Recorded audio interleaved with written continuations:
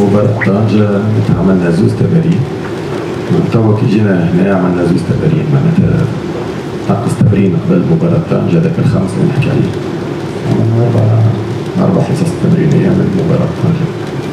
دونك نحب نشكر الملاعبية على المستوى اللي قدموه، خاطر عطاو كما نقولوا احنا جبدوا من العظم. كهو ما عطاو عندهم عطاو الماكسيموم تاع كرة القدم في مستوى عالي.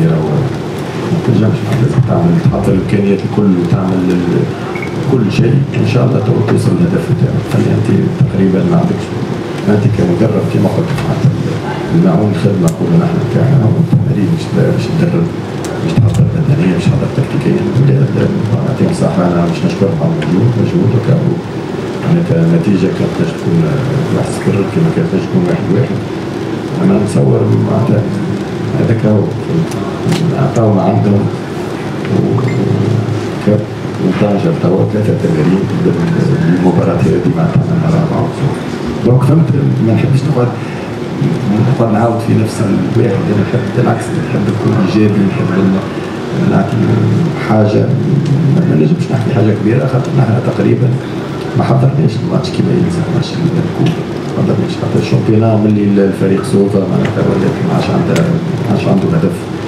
دونك هذا هو معناتها اخر موسم والتراكمات اللي صايره قبل. انا نقول الحمد لله ان الفريق الاوبجيكتيف بالنسبه لي انا نقول جيد. الاوبجيكتيف الفريق معناتها قعد في المركز نتاعو ما تغيرش المركز نتاعو باللي صاير كل لو ما نجمش تخدم 100%. وزاد فما معلومه اخرى لازم تعرفوا اللي من قبل مباراه طنجه سدوا علينا الملعب هذاك تاع التمارين، سكروه باش يولي باركينغ.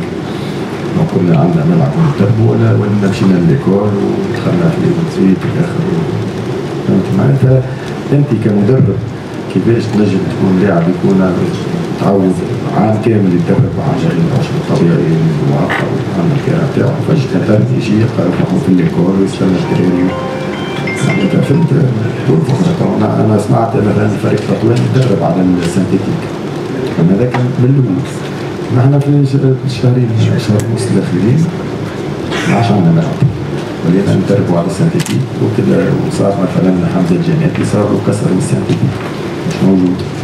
مثلا برشا اشياء مع الاسف اللي فنيا تحكم فيه. هذا هو اللي صار.